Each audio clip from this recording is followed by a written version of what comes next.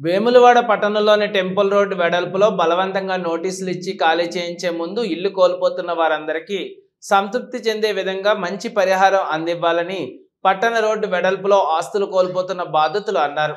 బుధవారం వేములవాడ పట్టణంలో వారు సమావేశం ఏర్పాటు చేసుకున్నారు. ఈ సందర్భంగా వారు మాట్లాడుతూ తాము ఎలాంటి రాజకీయాలతో సంబంధం లేకుండా చట్ట ప్రకారం తమ న్యాయమైన డిమాండ్లు అడుగుతున్నామన్నారు. రోడ్డు వెడల్పులో నష్టపోతున్న 243 నిర్వాసితులతో అధికారులు, ప్రభుత్వ పెద్దలు సమావేశం ఏర్పాటు చేసి నిర్వాసితుల అభిప్రాయాలను పరిగణలోకి తీసుకోవాలన్నారు. తమకు రాజన్న ఆలయంతో ఏళ్ల తరబడి అనుభవం ఉందని, రోడ్డు వెడల్పుతో తమకు అనుబంధం తెగిపోతుందని అన్నారు. ఈ సమావేశంలో కోరా దేవేందర్, కోరా విమల, నేరెళ్ల తిరుమల్ గౌడ్, ఎగిన రమేష్, క్రాంతి తదితరులు పాల్గొన్నారు.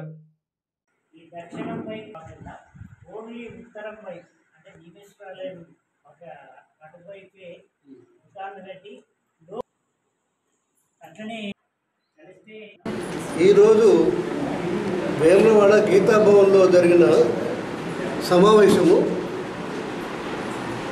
ఇది ఏ రాజకీయ పార్టీ సమావేశం కాదు, ఇది ఏ సంఘం సమావేశం కాదు. ఇది ప్యూర్లీ వేములవాడలో రోడ్డు వెడల్పు కార్యక్రమంలో నష్టపోతున్నటువంటి 243 మంది యొక్క ఆవేదనతో కూడుకున్న సమావేశం ఇది. ఈ సమావేశం ఎందుకు ఆవశ్యకత ఏర్పడ్డదంటే, ఇప్పటి వరకు 2013 భూసేకరణ చట్టం ఆధారంగా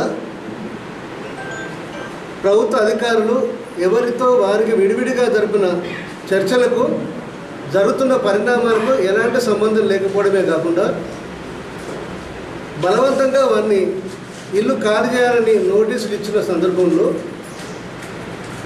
ఒకవైపు కోర్టు యొక్క స్టే ఉండగానే ఇలాంటి నోటీసులు అనేటువంటివి సహేతుకమైనవి కాదు, చట్టబద్ధమైనవి కాదని ఖండిస్తూ ఇప్పటి వరకు జరిగిన విషయాలను ఇచ్చిన నోటీసులన్నింటినీ బేషరతుగా పక్కన పెట్టి ఈ 243 మంది బాధితులతో అధికారులు, ఎమ్మెల్యే గారి సమక్షంలో ఒక ప్రజాభిప్రాయ సేకరణ సమావేశం లాంటిది జరగాలి.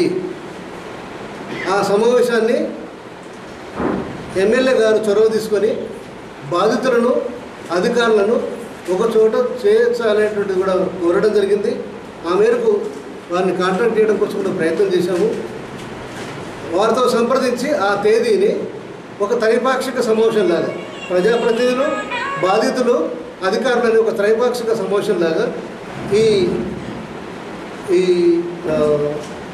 నష్టపరిహారాన్ని లేదా సహేతుకంగా ఇది ఏం అవసరం లేదని చర్చించడానికి ఆ సమావేశం జరపాలని తీర్మానించాము. ఆ తీర్మానానికి అనుగుణంగా ఎమ్మెల్యే గారితో మాట్లాడి ఒక డేట్ నిర్ణయిస్తాము. కాబట్టి తప్పకుండా ఈ సమావేశం అంతా కూడా ఏకగ్రీవంగా ఇలాంటి త్రైపాక్షిక సమావేశం ఒకటి జరగాలని తీర్మానించింది.